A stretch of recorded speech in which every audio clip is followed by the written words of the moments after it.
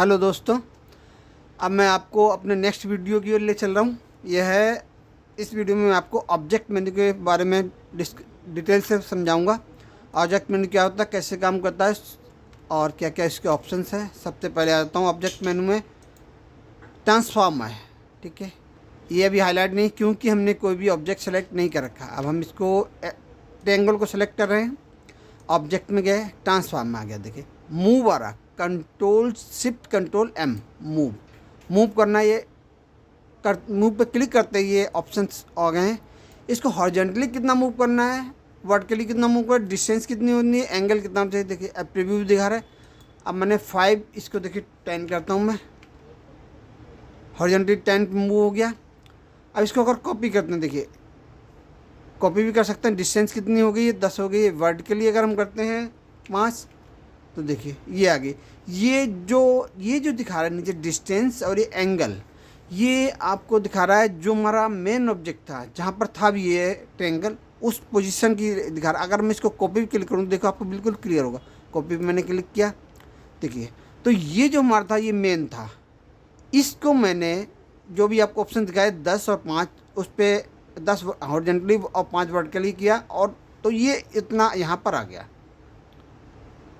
Clear हो गया ना आपको। देखिए एक बार और दिखाता हूँ मैं आपको करके। देखिए यहाँ पर ये ऑब्जेक्ट था ओरिजिनल और ये डुप्लीकेट बना इसका। ऑब्जेक्ट में गए, ट्रांसफॉर्म में गए, मूव में गए, देखिए 10 और 5 पर ये हो रहा है और ये इतने पर हो रहा है, दिखाई दे रहा है। 10 हॉरिजॉन्टली 5 वर्टिकली, और ये हमने इस पर कॉपी भी क्लिक किया तो जो ओरिजिनल हमारा ये आ गया और ये हो गया है। ठीक है, अब इसको मैं एक बार हटा देता हूँ। ये डबल हो गया था ना उसी के ऊपर, इसलिए एक हट गया, ये दोबारा भी आ गया, ये भी हट गया। अब हम अपने नेक्स्ट की तरफ चलते हैं। ऑब्जेक्ट में आ जाते हैं, ट्रांसफॉर्म में स्केल। स्केल करेंगे, देखिए ये दिखा रहा है स्केल 60 और वाई पर 100% है। अब इसको अगर हम 100% कर दें, देखिए एक्चुअल साइज आ गया। ये होता है हमारा कि रिड्यूस करना परसेंटेज से। अगर सपोज कीजिए मुझे 50% का चाहिए, 50-50 का, देखिए 50% तो उसका आधा हो गया। जो पहले हमारा बना हुआ था ट्रायंगल, उसका ये हाफ हो गया, 50-50% हो गया। इसी को अगर हम कॉपी क्लिक करते हैं, देखिए कॉपी क्लिक कर रहा हूँ, तो ओरिजिनल ये था हमारा, बट इसको हाफ हाफ किया तो ये आ गया। क्लियर हो गया, आई थिंक आपको बिल्कुल क्लियर होगा। देखिए हाफ एंगल हो गया। इसको डिलीट कर देता हूँ, नेक्स्ट ऑप्शन पे आ जाता हूँ। ऑब्जेक्ट में, ट्रांसफॉर्म में रोटेट करना है हमको, रोटेट करना। देखिए कितने 30 पे करना है या 60 पे करना है। देखिए अभी मैं अब प्रीव्यू देख रहा हूँ, तो प्रीव्यू देखते ही देखिए रोटेट हो जाएगा। रोटेट हो गया 60 पर। इसको मैंने 30 कर देता हूँ, देखिए 30 पे इतना रोटेट हो जाएगा। और कॉपी करता हूँ तो ओरिजिनल भी हमारे पास रहेगा और जो रोटेशन हुआ है वो भी आ जाएगा। देखिए कॉपी किया मैंने, तो देखिए ये एंगल था, इसको मैंने 30 पे रोटेट किया तो ये इस तरीके से बन गया, जाके ये वाला बन गया। ठीक है, इसको मैं हटा दे रहा हूँ। नेक्स्ट की ओर चलता हूँ मैं अपने।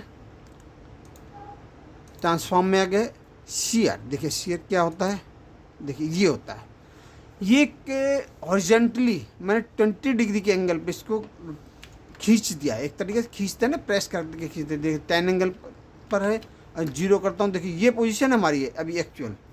अब इसको मैंने हॉरिजॉन्टली, अगर वर्टिकली चाहिए तो वर्टिकली में करता हूँ, 10% किया मैंने, और ये देखिए आपको देखिए है ना, वर्टिकली और हॉरिजॉन्टली अगर करते तो हॉरिजॉन्टली इधर है। 30 करते हैं, 30 कर दिया।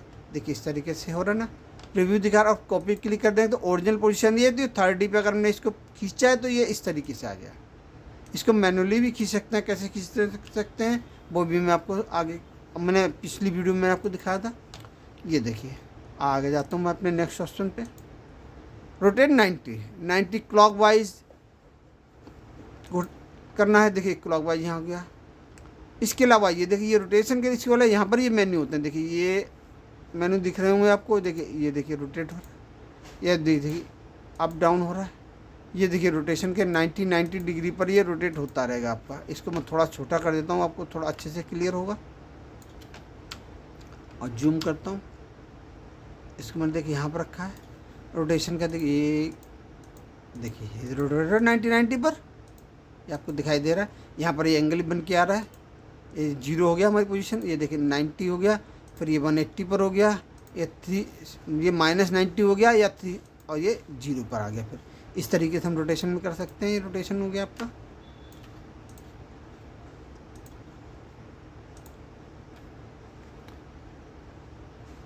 नेक्स्ट है हमारा ये तीनों सेम हो जाए। फ्लिप हॉरिजेंटली क्लिक करते हैं, देखिए ये फ्लिप हॉरिजेंटली, देखिए ये मूव हो रहा है ना, ये वही है। ये यहाँ पर देखिए ये इस तरीके से फ्लिप है ना, ये फ्लिप हो रहा है। फ्लिप मतलब पलट रहा है एक तरीके से, इधर से उठा के उधर को पलट दिया इसको। इसको देखिए, इसको करके दिखाते हैं। ये सभी के लिए, सभी ऑब्जेक्ट के लिए लागू होता है। फ्लिप कर दिया, फ्लिप हॉरिजेंटली है। इसी तरीके ऑब्जेक्ट को फ्लिप वर्टिकली हम कर सकते हैं। फ्लिप वर्टिकली ऊपर नीचे हो जाएगा, देखिए हो रहा है, ठीक है। आगे चलते हैं। क्लियर ट्रांसफॉर्मेशन, जो भी चेंजेज अभी तक मैंने की सारी क्लियर हो जाए। देखिए ये क्लियर हो गई, सारा एज इट इज हो गया। जो भी था हमारा बना हुआ एज इट इज आ जाएगा। ट्रांसफॉर्म में हो गया हमारा कंप्लीट। नेक्स्ट चलते हैं ट्रांसफॉर्म अगेन। अगेन बार बार ट्रांसफॉर्म करना, तो ये इसके लिए यूज होता है। ये देखिए ट्रांसफॉर्म अगेन हो रहा है। जो जो हमने कमांड रिपीट की थी वो रिपीट होती चली जाएंगी। देखिए हो रही ना। ट्रांसफॉर्म सीक्वेंस अगेन इंडिविजुअली, ये देख छोटी की थी वो देख उधर चलती चली आ रही, ये आ गई। तो ट्रांसफॉर्म के लिए होती है। नेक्स्ट की ओर चलते हैं। अरेंज। अरेंज क्या होता है? देखिए अरेंज होता है जैसे सपोज कि कई ऑब्जेक्ट हैं हमारे, यहाँ पर एक ऑब्जेक्ट बना हुआ, 2 ऑब्जेक्ट बने, और एक तीसरा एक ऑब्जेक्ट मैंने यहाँ पर एक और रख दिया इसके ऊपर। अभी ये वाला 1 2 3 4 5 इसकी षटकोण बोलते हैं, 6 इसकी एरोज हैं, और ये ट्रायंगल है हमारा, और ये ट्रायंगल है, और ये सर्कल है। ये तीनों एक साथ मैंने रख दिए यहाँ पर ना। अगर अब हम देखते हैं इनको डिस्टर्ब करने के लिए, देखिए अरे ऑब्जेक्ट में arrange, bring to front, front में तो भी है ही, bring to forward, front backward, back control के साथ एक कोटेशन को इससे वो मार्क होता है इसको। देखिए क्या, तो ये बैक चला गया। अब देखिए सर्कल ऊपर आ गया, ट्रायंगल का जो हिस्सा इसके साथ था वो बैक में चला गया, ठीक है। अब इसको मैं इसके साथ ले के आ जाता हूँ, देखिए आपको और अच्छे से समझ में आएगा।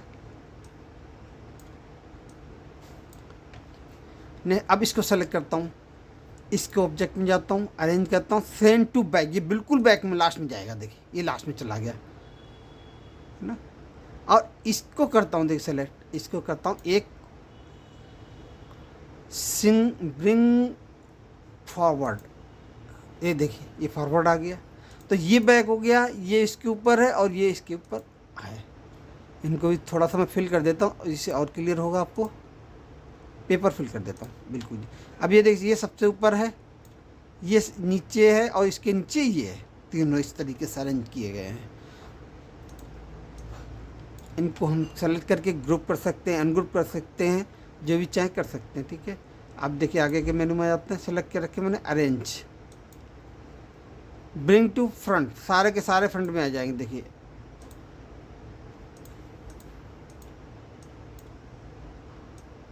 सारे नहीं आए क्योंकि एक साथ एक ऑब्जेक्ट फ्रंट में आएगा। अब इसको करता हूँ object arrange bring to front, ये सबसे ऊपर आ गया ये ऑब्जेक्ट, ये इसके ऊपर है, एरो के ट्रायंगल के ऊपर ये आ गया, और ये जो हमारा सर्कल है वो सबसे नीचे है इस समय, ठीक है। इस तरीके से आ जाएंगे हमारे सर्कल के ऊपर ट्रायंगल, और ये सबसे ऊपर है।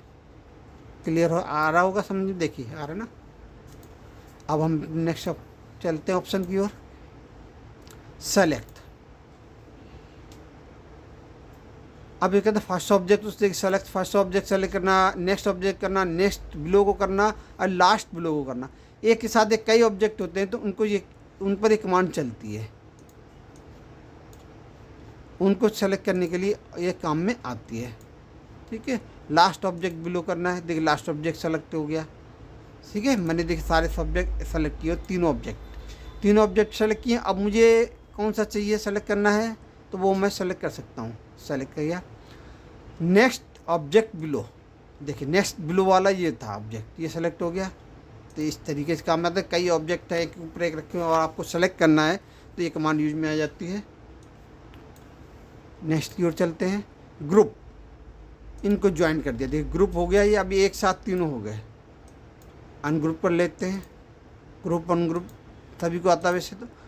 नेक्स्ट आ जाता है हमारा लॉक, लॉक कर दिया। अब ये लॉक हो गया, मतलब ये बिल्कुल स्टेबल हो गए, कहीं मूव नहीं होंगे, कुछ भी आप सेलेक्ट करना चाहें सेलेक्ट भी नहीं होंगे। एक तरीके से लॉक, ताला लग गया है, ना तो आप टच कर सकते हैं ना इनको मूव करा सकते हैं।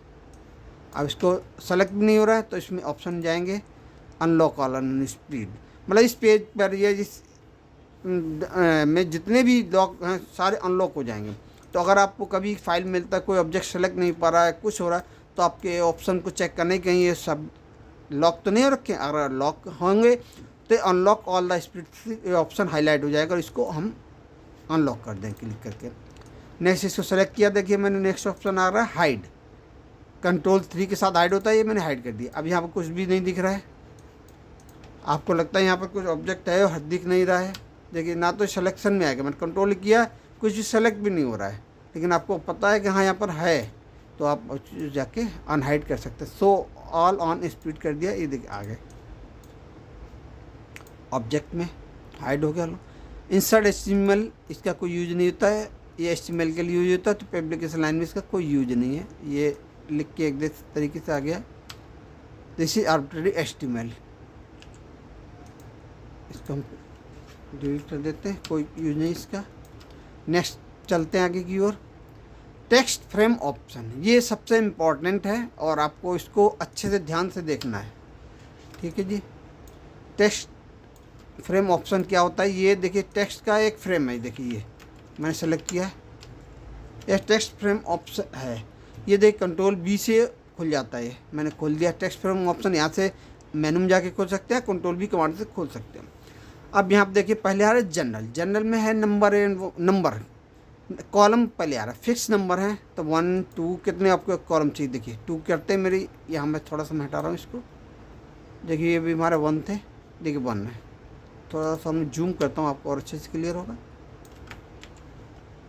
यहाँ पर कॉलम नंबर ऑफ कॉलम 1 2 हो गए, ये 3 हो गए, 3 के स्पेस नहीं तो ये अलग अलग डिवाइड हो गए, 1 2 करते हैं हम, ठीक। बीच में गटर है 1 का, इसको मैं कर देता हूँ 0, देखिए 0 करेंगे जैसे ही तो देखिए ये 2 कॉलम थे, दोनों आपस में एकदम से कनेक्ट होके आ गए, जुड़ गए। इनके बीच में अगर स्पेस रखना है तो मैं थोड़ा सा स्पेस बढ़ा देना चलेगा, ये देखिए बढ़ा रहे हैं ना, स्पेस बढ़ता जा रहा है। दोनों कॉलम के बीच में ये जो स्पेस है ना, ये जो स्पेस दिख रहा है ये बढ़ता जा रहा है, ठीक है। विड्थ कितनी है हमारी 9.55 है, मैंने 8 कर दी है, देखिए कम हो गई कॉलम की विड्थ, बढ़ा देंगे हम भी इसको, देखिए बढ़ती जा रही है, कम ज़्यादा करते हैं जैसे ही आपको कॉलम चाहिए जिस अकॉर्डिंग चाहिए। अच्छा अब ये इंडेंट स्पेसिंग, इंडेंट स्पेसिंग क्या होता है ये मैं दिखाता हूँ, इसको मैं टॉप से, ये जो देख सेलेक्ट है ना, टॉप से कितनी स्पेसिंग देखिए नीचे जाता रहा ना, ये नीचे हो रहा है। मैं अगर आप देख रहे हैं तो ये टेक्स्ट फ्रेम जो है ना नीचे होता जा रहा है, अब देख मैंने 2 पॉइंट से नीचे कर दी है, ठीक है। अलाइन टॉप से करना है, सेंटर से करना, बॉटम करना है, जस्टिफाई करना, अभी मैंने टॉप से किया है और इसको मैं ओके करता हूँ, फिर आपको दिखाता हूँ क्या इफेक्ट पड़ा, देखिए हमारे टेक्स्ट पे। अब मैं सेलेक्ट कर रहा हूँ, देखिए अब यहाँ पे देखिए हाईलाइट हो रहा है, थोड़ा जूम और करता हूँ आपको और अच्छे से क्लियर होगा, देखिए देखिए ये हमारा टेक्स्ट फ्रेम है, ये ऊपर यहाँ से टेक्स्ट शुरू होना चाहिए, लेकिन मैंने टॉप से स्पेसिंग दे दी तो इतना ले रहा है, कंट्रोल B फिर मैंने किया, देखिए दिखा रहा ना यहाँ पर 2p मैंने स्पेस दिया है, तो ये देख अब देख कम कर रहा हूँ मैं, देख कम होता जा रहा है। तो अगर आपको टेक्स्ट फ्रेम से नीचे मैटर रखना है तो ये ऑप्शन यूज़ कर सकते हैं। अब 0 हो गई है और यहाँ पर मैंने कॉलम को भी 1 कर दिया है, कॉलम 1 कर दिया मैंने, ठीक है, और ये गटर भी 0 कर दिया, क्योंकि गटर जब 2 कॉलम में तो गटर का यूज होता है, अदरवाइज तो गटर का कोई मीन नहीं रह जाता है, ठीक है। अब मैं थोड़ा सा जूम आउट करता हूँ, इसी में और आगे के ऑप्शन आपको अच्छे से क्लियर समझ में आएंगे, दिखाता हूँ मैं आपको, थोड़ा सा जूम आउट किया मैंने, ठीक है, कंट्रोल B किया है, बेस लाइन ऑप्शन आ जाते हैं, देख जनरल के मैंने सारों आपको दिखा दिए हैं, टॉप से है लाइन करना है, सेंटर से करना है, देखिए सेंटर से लाइन किया या बॉटम से लाइन किया, देख बॉटम से लाइन करते तो यहाँ ऊपर गैप आ गया, नीचे टेक्स्ट फ्रेम था तो नीचे बॉटम से लाइन हो गया। देखिए ओके करके एक बार और दिखा भी देता हूँ आपको। देखिए ये हमारा बॉटम से लाइन हो गया। कंट्रोल बी करेंगे, दिखा देता हूँ यहाँ पर। अगर मैं टॉप से करेंगे, देखिए टॉप से किया तो यहाँ गैप हो गया। ठीक है, ओके कर दिया। अब ऊपर आ जाते हैं, कंट्रोल बी फिर प्रेस किया। अब आ गए बेस लाइन ऑप्शंस। देखिए बेस लाइन ऑप्शन से देखिए असेंट पे ही होती है हमारी। अगर हमने कर दिया है कैप हाइट किया और यहाँ पर मैंने हाइट बढ़ानी शुरू कर दी। देखिए अब ये मैटर नीचे की ओर शिफ्ट होता चला जा रहा है, हो रहा है ना, आपको क्लियर दिख रहा है। स्टार्टिंग 06 से देखिए 0 कर दी। कस्टम बेस लाइन, ये बेस लाइन नीचे हो रहा होगा। ये आपको यहाँ से मैंने जूम कर रखा है इसलिए नहीं दिखाई दे रहा है। जूम आउट करेंगे तो दिख जाएगा आपको। कैप हाइट्स करना, असेंट वैसे हम हमेशा असेंट पर रखते हैं, लीडिंग में किसी भी नहीं रखते हैं, यहाँ पर रखते हैं असेंट पर और यहाँ पर होता है हमारा 0।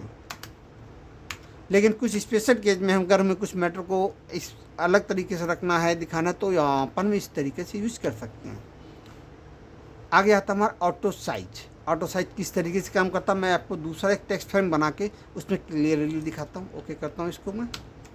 साइड में मैंने यहाँ पर रखा हुआ, देखिए टेक्स्ट मैंने कॉपी करके रखा हुआ है। ये इसका फ्रेम देखिए, मैंने इतना बड़ा फ्रेम है, इतना बड़ा फ्रेम लिया है। ठीक है, अब हम इसको कंट्रोल बी प्रेस करते हैं, हमारा टेक्स्ट फ्रेम ऑप्शन ओपन हो गए हैं और इसमें आते हैं ऑटो साइज में। देखिए अभी हमारा ऑटो साइज ऑफ है। ऑफ का मतलब होता है जिस साइज का हमने करना मैनुअली कर सकता हूँ, बट अगर हमने इसको ऑन करते हैं हाइट ओनली, अगर मैंने हाइट ओनली कर दिया तो ये हाइट में जाएगा, सिर्फ बढ़ेगा।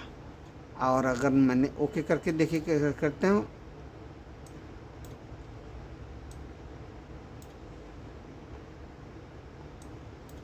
हाइट में देखिए ये हाइट इसकी लॉक हो गई है, टेक्स्ट फ्रेम बढ़ नहीं रहा। देखिए अगर आप देखेंगे तो ये टेक्स्ट फ्रेम जैसे नीचे खींचा मैं नीचे, बट विड्थ अगर हम खींच रहे हैं तो विड्थ बढ़ती जा रही है। ठीक है, विड्थ कम भी हो रही है। ठीक है, ये कहाँ पर यूज होता है ये भी मैं आपको बताऊंगा। कंट्रोल बी करके दोबारा से टेक्स्ट फ्रेम को ऑप्शन को खोलते हैं, ऑटो साइज में आ जाते हैं। ये अभी हमारा था हाइट ओनली, अब हम करते हैं विथ ओनली। देखिए विथ ओनली किया मैंने, देखिए प्रीव्यू किया तो विथ में आ गया, ओके कर दिया। अब अगर हम खींचेंगे तो विथ नहीं इसकी बढ़ रही है, देख रहे हैं आप, विथ नहीं बढ़ रही है, बट क्या हाइट बढ़ जाएगी। टेक्स्ट फ्रेम की हाइट देखिए बढ़ती जा रही है, हाइट बढ़ जाएगी, बट विथ हमारी एक तरीके से लॉक हो गई, एक प्रोपोर्शनल चलेगी। जैसे कि हम हाइट को कम करेंगे, विथ देखिए फ्रेम की बढ़ जाएगी, बढ़ गई ना। बट अगर हम चाहें मैन्युअली की, देखिए और मैं छोटा करता हूँ टेक्स्ट फ्रेम को, देखिए विथ बढ़ गई टेक्स्ट की। बट अगर हम चाहें कि इसको विथ को मैन्युअली छोटा कर दें, बड़ा कर दें, नहीं होगी। आई थिंक आपको समझ में आ गया। कहने का मतलब है कि एक कंट्रोल बी करके अगर मैंने ऑटो साइज में विथ ओनली कर ली तो विथ जो है हमारी वो एक प्रोपोर्शन रहेगी। विथ को हम ज़्यादा नहीं कर सकते, हाइट को जब कम ज़्यादा करेंगे तो ये काम करेगी। ठीक है, नेक्स्ट आ जाते हैं हाइट एंड विथ।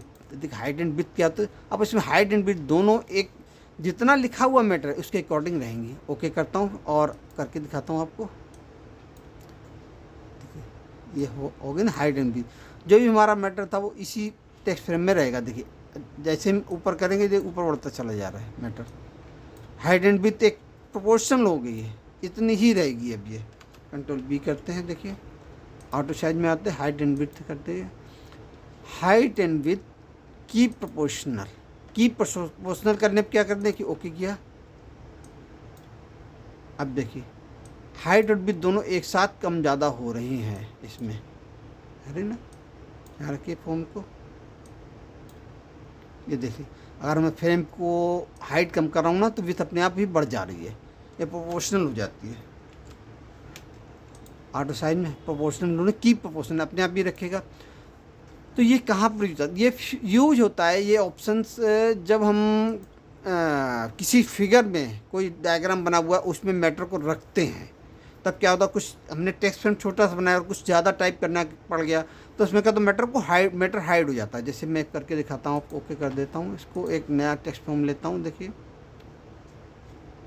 इसको मैं हटा रहा हूँ साइड से, टेक्स्ट फ्रेम लिया मैंने, इतना सा एक टेक्स्ट फ्रेम लिया। ठीक है, अब हम टाइप करते हैं इसमें Hindustan equal to the total mass, ठीक है। अब देखिए इस फ्रेम ऑप्शन में आ जाते हैं। ये देखिए अभी हमारा ना ऑटो साइज ऑफ है, ओके कर दिया और इसको मैंने छोटा सा ना बंद किया। देखिए अब जब मैटर हाइड हो गया, मैटर इसमें लॉक में चला गया ना, मैटर लॉक में दे नहीं दे। लेकिन अगर हमने इसको ऑप्शन को ऑन कर दिया ऑटो साइज को, देखिए ऑफ हाइट एंड विथ, तो अपने आप ही मैटर ये पूरा का पूरा हाईलाइट होके यहाँ पर आ जाएगा। समझ गए होंगे आप अच्छे से कि जब हम इमेज वगैरह को कोई होती है उसमें कुछ कैप्शन लिखने होते हैं लिखते हैं तो ये वहाँ पर बहुत यूज में आता है, तो इसलिए अच्छा। और अगर मिनिमम हाइट और विथ रखनी है तो उसको भी हमें अपनी तरफ से एक तरीके से डिफाइन कर सकते हैं। नो ब्रेक करना है तो नो ब्रेक होगी। नो ब्रेक में क्या होता है, एक ही लाइन में रहेगा, चाहे कितना भी मैटर लिखते रहेंगे वो लाइन लंबी होती चली जाएगी, but no break, no line break है ये, देखिए ठीक है। इसको ऑफ कर देते हैं, तो आप इसको यूज़ कीजिए, इस पर प्रैक्टिस कीजिए, आपको और अच्छे से समझ में आ जाएगा। टेक्स्ट फ्रेम तक मैंने आपको अभी इस मेनू में समझा दिया है, और अगली वीडियो में मैं आपको इस ऑब्जेक्ट मेनू के बारे में और आगे के ऑप्शंस क्या होते हैं, कैसे वर्क करते हैं, आपको सिखाऊंगा। छोटी छोटी वीडियो आपको देखने में आसानी रहेगी और आप बोर भी नहीं होंगे। तो अगर आपको हमारा चैनल पसंद आ रहा है तो उसको लाइक कीजिए, सब्सक्राइब कीजिए। Thank you.